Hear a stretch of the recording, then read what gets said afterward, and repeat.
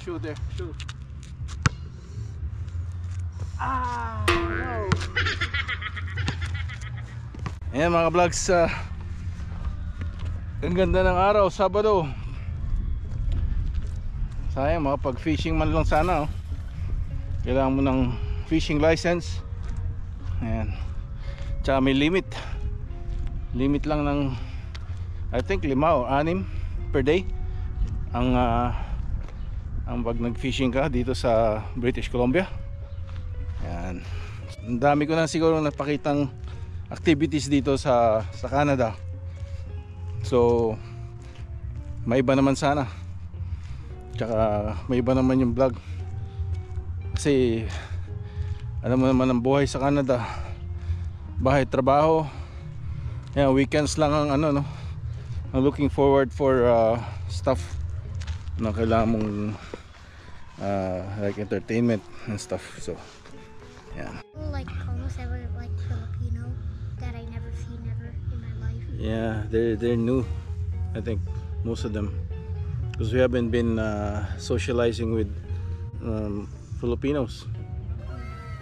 Yeah, we've been out in contact with the Filipinos. They have a party there in the Philippines. There's a fiesta. You can just go and go to someone's house and eat. And Filipino fiesta. Yun. There you go. Ang kagandahan nitong ano, suot kong Bluetooth. Parang hindi mo ano, suot magaan. Tapos habang nakahiga ka rin, andun lang din. Hindi, parang wala. Kasi parang nakadikit lang siya. Yan o, nakahag lang dun sa hulma ng ulo mo. Yan. 2,000 years later. Ay mga ka-vlogs, meron pala tayong good news para sa mga employer. Breaking news, Canada introduces LAMIA Free Innovation Work Permit. So hindi na kailangan ng LAMIA, no? So kailangan lang ng nasa certain doon kang sector kung saan ka pwedeng maging eligible for that. Yung mga what is the Innovation Stream Pilot? And this is a special program that allows Canadians companies to hire skilled workers from abroad without needing a labor market impact assessment. And LAMIA is a process that usually requires companies to prove they couldn't find a qualified Canadian citizen or permanent resident for the job. You know, this can be time consuming and added extra steps to the hiring process. The Innovations Stream Pilot eliminates this step, making it much faster and easier for companies to hire you.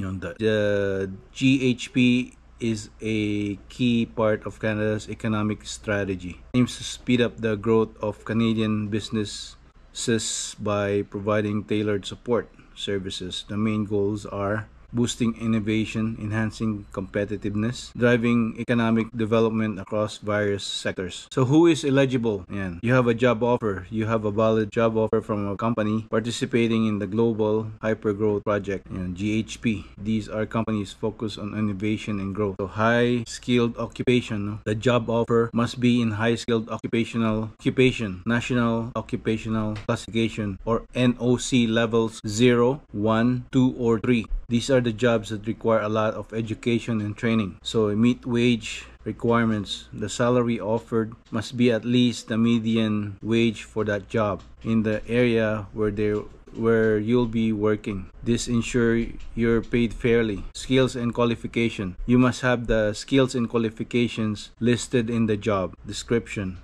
This includes education and work experience relevant to the job. So what are the benefits? Faster and easier process. No, LAMIA means a quicker and simple application process for both you and the company. Valid work permit. Approved, you'll get a work permit valid for up to 2 years. This provides stability and lets you plan for the future.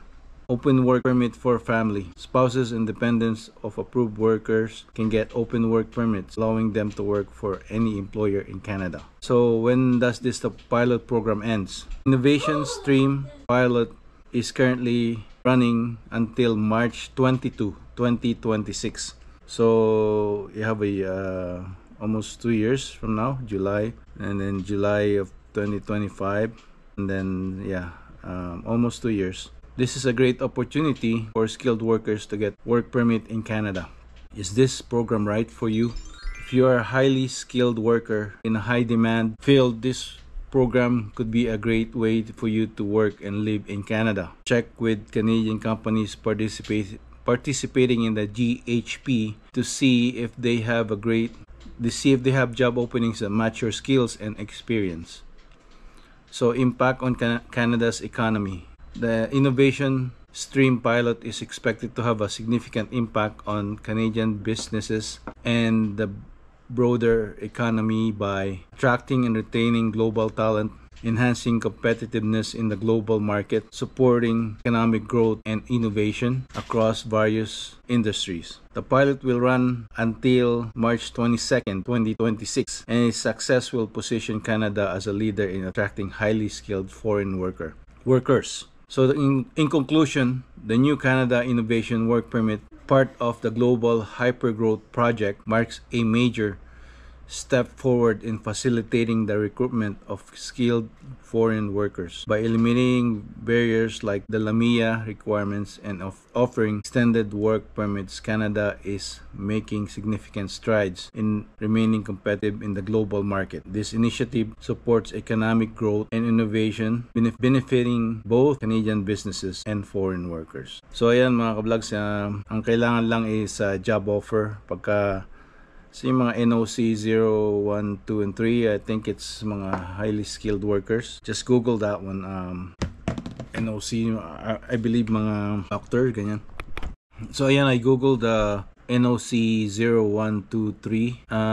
Tier 0 jobs are management occupations, mga white collar workers, no. Public relation manager, yan. Tier 1 jobs are those which generally require a university degree. Example is a software engineer. Yan. Tier 2 jobs generally require a college diploma or some form of apprenticeship training that lasts 2 or more years. Yan, mga technician, yan, mga college diploma. Nasa tier 2 pala yung natapos ko. Engineering, electronics engineering technology.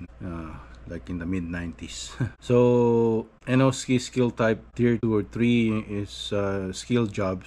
Right, mostly it's skilled trades such as chefs, electricians, plumbers, and carpenters, yan, mga yan. Tsaka mga mechanics. Yan yung mga tiers 2 or 3. Yan, so, yan, pag kami mga ano ka na sa job offer sa kumpanya, as long as the company I guess advertise for Canadians or permanent resident, pag walang kumuha nun, then they can get a temporary foreign worker, just a job offer right away, and then working permit for 2 years, and then leading to permanent resident after 2 years. Yun ang na-interpret ko sa bagong project na yun, no? So hindi na kailangan ng LAMIA, no need LAMIA. So yun lang, at hopefully it'll help out. If you have any questions, just comment below, and don't forget to like, subscribe, and hit the